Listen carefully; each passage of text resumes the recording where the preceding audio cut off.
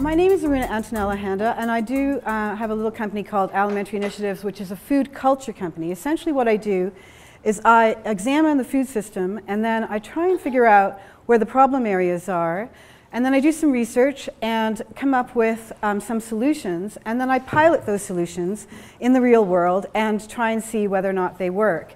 The very first one that I did was something called Toronto Office Markets, and basically that idea was set up to address a distribution problem. So I was trying to figure out how to open new distribution channels for local food producers. The supermarket chains, Sobeys, Loblaws, and Metro own 80 cents on the dollar of our grocery dollar. And when they consolidated and bought up small grocery store chains, they basically did not want to have to deal with a myriad of small food producers. So what they did is they preferred large food producers, and it meant that it was very hard for local food producers to get their food to our plates. So what we did is we did little food markets in places that people already were. So we tried to open new distribution channels for them, but also to make local food purchasing convenient for consumers. So we went into banks. We did markets in a bank. We did markets here at CSI and at CSI Spadina. And we did markets in courtyards outside and adjacent to places where people worked. And we ran that program for 14 months. And then after that program was over, I mean, now in Toronto, there are so many local food markets throughout the city. It's very exciting. And we've also given talks about the Toronto office markets in places like New York and Vancouver, etc. Another initiative, I'm not going to tell you about all of them, but this is one that's relevant to what we're talking about today. The Future Food Salons came out of some research that I was doing in 2010 about edible insects in particular, but also because there were events being organized by the Conference Board of Canada that charged $2,000 or around that much for people to attend. And so the people that I thought were really essential to that kind of discussion, like small farmers, like small food producers, local food producers, were kind of excluded from that conversation.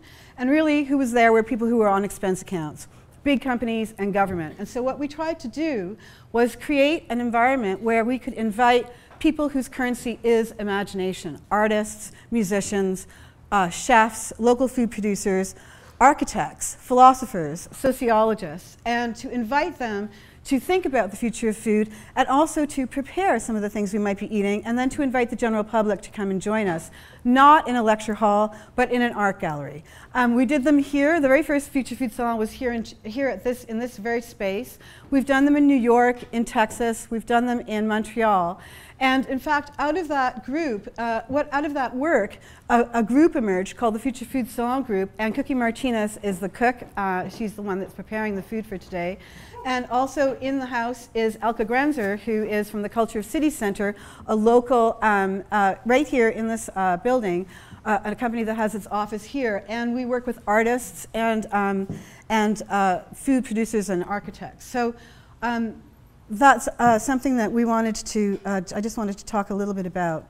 So when we think about the future, often we think about the future as a place or something that's out there that's going to happen to us, and we try to make predictions about the future. But actually, I'm a philosopher, and the future doesn't exist. It never can exist. It's a metaphysical truth about the future. The future doesn't exist.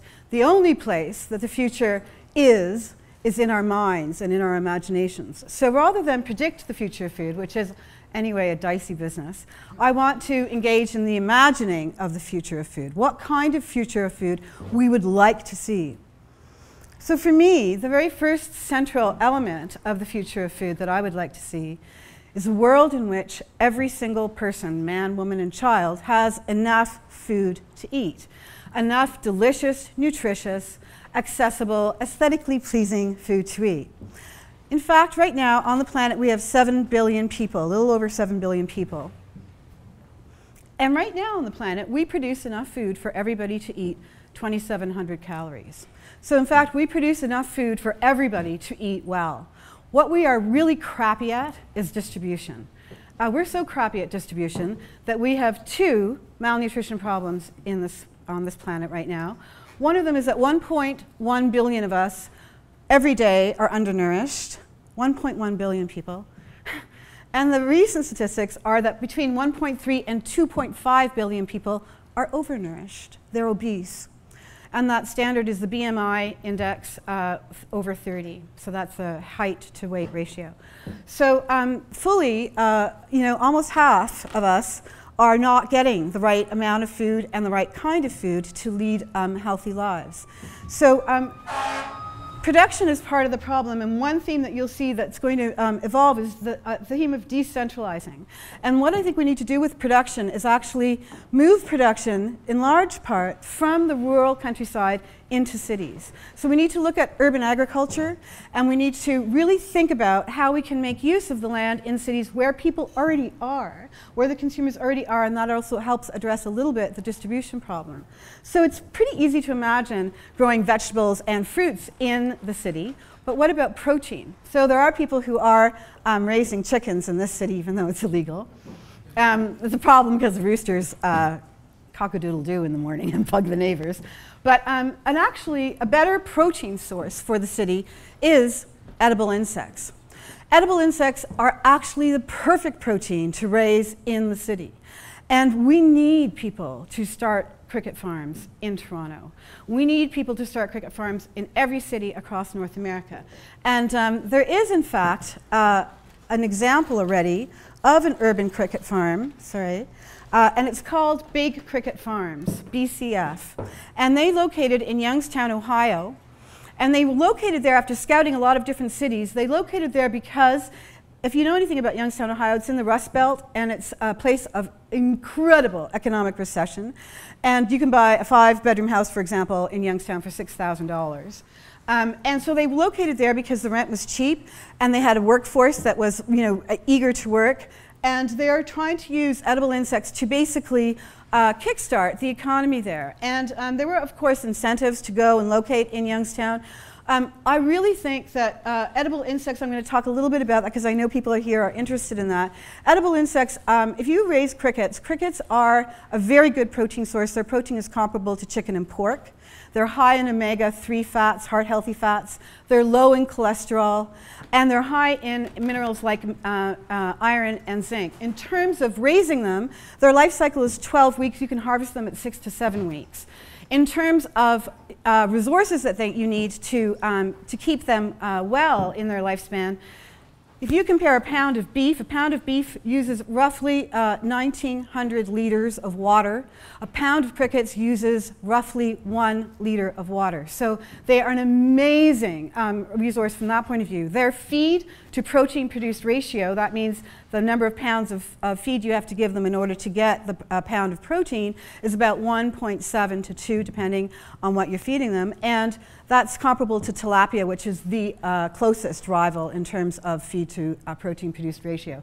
So really, there's so many. When I first started talking about edible insects in 2010, there was not even one company in North America that was working on edible insects, whether producing it or whether making products with them. Now, it's like almost every day there's a new company announcing itself as going to be producing products. And I think that's very exciting. But what that also means is that there's lots of opportunity to actually have wholesale customers as well as retail customers. This is a growing sector. It's absolutely the future of food.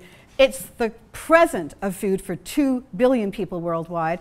They just don't happen to live in North America and Western Europe, and we need to get them to live here. I'm just going to go back for a second because Fresh City Farms, if you don't already know about them, you should know about them because they're an amazing example of an urban farm located right here in Toronto within city limits, and they distribute their food themselves to their customers, and they're living proof that this is actually workable. If you're into horticulture, a really great thing to think about in terms of entrepreneurship is to help Torontonians grow aesthetically pleasing edible gardens. And so what I envision for that is like a kit that would give people a way to test their soil for heavy metals, etc., and that would give them a calendar about how to do the growing season and plant those plants and help them. And I think that that would be an amazing company that would also do very well.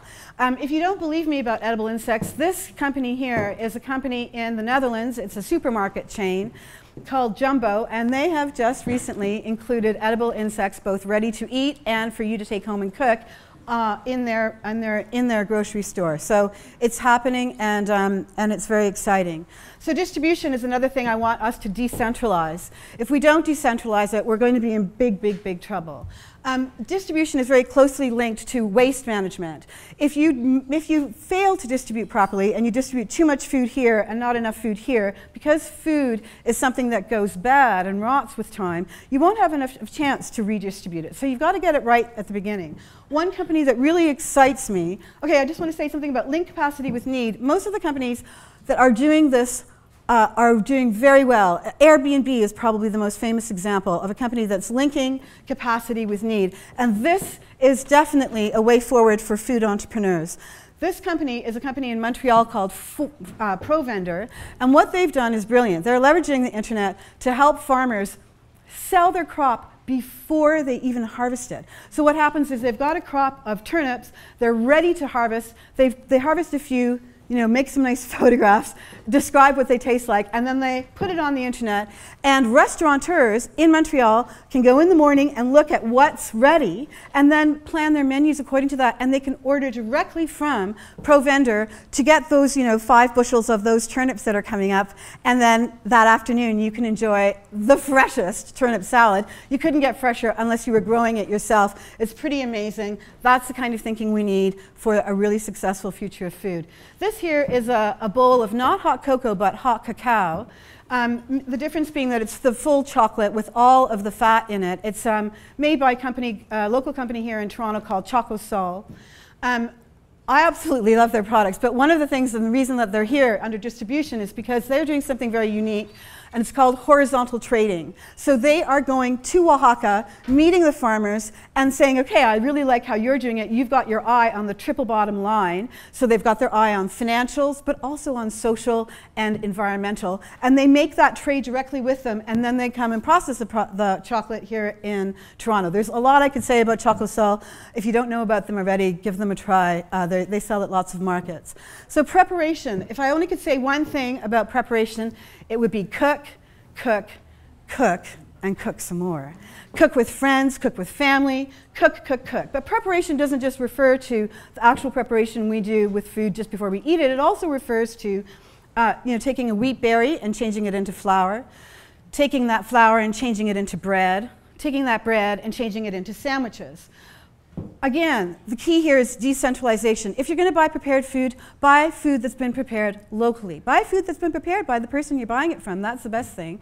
And the reason for that is because you have much more control over the kind of ingredients that are going in it, because you've got a short supply chain, means you have more control and leverage more control over what it is that you're eating. But for food entrepreneurs, a way that they can move forward is to help people cook at home.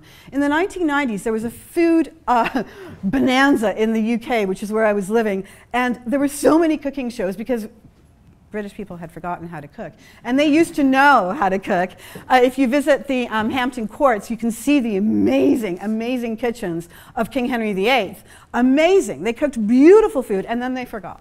Okay, so all these cooking shows came up, Jamie Oliver being one of them, and Marks and Spencer's, which was in food groceries in the UK, said, what can we do to help? And so they started to sell little packages of pre-washed, pre-chopped food, so that people could still cook at home, but they didn't have to do all of the work. They already had a little of a head start. Marks and Sparks became their sous chef. If you can think of ways to help people cook at home, that I think is another way to move forward and to have a really great company idea. These photographs, by the way, a lot of them are from the Toronto office markets. Chilean Benedict was the person who took them. This is a chapul bar. This is one of the very first companies that made a product with edible insects in North America. They're based out of Utah.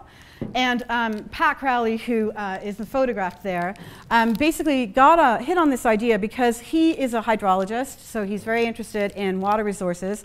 He also happens to be somebody who likes whitewater rafting, and he would take people down the Colorado River, etc., to whitewater raft. And what he discovered was the rivers were drying up. And some of the rivers that he used to take people on no longer went to the sea, and he was like, what the heck is happening? So he investigated, and he found out that the water was being diverted for cattle ranching. Okay, so for calorentium, he thought this can't be. We need this water to flow in this river. So he started to investigate alternative methods of finding protein, and he hit upon crickets. And because he's an outdoorsy kind of guy, he made a protein bar. One of the things that's not so great about this emerging food sector is that people don't have a lot of imagination. So now there's tons of cricket bars. Don't make a cricket bar. We don't need any more cricket bars. What we need, though, are other products and some ingenuity about how to promote them. What's so great about this cricket bar is that people who are a little bit squeamish about the way a bug looks really don't have to worry about it, because you can't tell. If I didn't tell you that there was insects in this, you wouldn't know. As you leave, there'll be samples of these cricket bars to try. Consumption, my favorite. So what I want North Americans to do, instead of feeding, which is what we do mostly, is dining. Okay, so it turns out that the longer you spend eating, the less likely you are to have diet-related food illnesses. That means the less likely you are to have diabetes, the less likely you are to be obese, the less likely you are to have heart disease, the less likely you are to have high cholesterol. Dine, enjoy your meal, sit down for breakfast, sit down for lunch, eat with friends, eat with family, have fun eating. One of the most amazing companies here in Toronto, and we're so lucky that it's in Toronto, is a company owned by this guy, Len Senator. So he's got a company called the Dépanneur. And why I love the Dépanneur, it's at a college in Havelock. If you haven't been, you really need to go. Why I love it is because Len has done, he's created in this when he first bought it, very, very, very discouraging looking building, which he renovated. But he's created a space that not only rents commercial kitchen space to budding food entrepreneurs, rents it by the hour. He also has set up a co-op kitchen in the basement, a second kitchen, and Cookie Martinez is one of the members of that co-op. But he also has created a space for people to come and teach us how to do the things that our great-grandparents knew how to do, but that we've forgotten, like pickling or canning, like making chocolates, like all kinds of cookery classes take place at the Dépanneur. And he also has us dining, because he has a supper club, and you can come to the supper club for 40 bucks. You can bring your own wine, and you can sit down at a table with 20 other people and enjoy a meal together. And I think this is brilliant. And Len Senator is very, very happy for you to rip off his idea and do it in other parts of Toronto, do it in other cities. He's very enthusiastic, and he is a really good guy. We need people like Len Senator. So the last thing I'm going to talk about is waste management. The Institute of Mechanical Engineers recently came up with the following statistic, that actually 30 to 50% of food produced on the planet is wasted. And that's a huge, huge number. And I trust engineers. My dad was an engineer, and my brother is an engineer. And engineers know numbers, and they do numbers well. The statistics here in Canada are that post-consumer food waste is around 30%. That means we go to the grocery store and we buy all this food, we bring it home and we put it in our fridges, and then we eat some of it, we eat most of it, but we don't eat about 30% of it. 30% of it rots in our fridge before we have a chance to eat it, and we throw it in the garbage.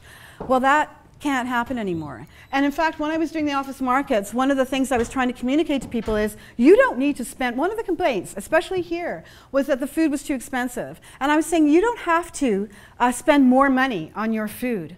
What you have to do is spend the same amount of money, but buy less. Buy 30% less. Buy better quality, buy local, and eat it.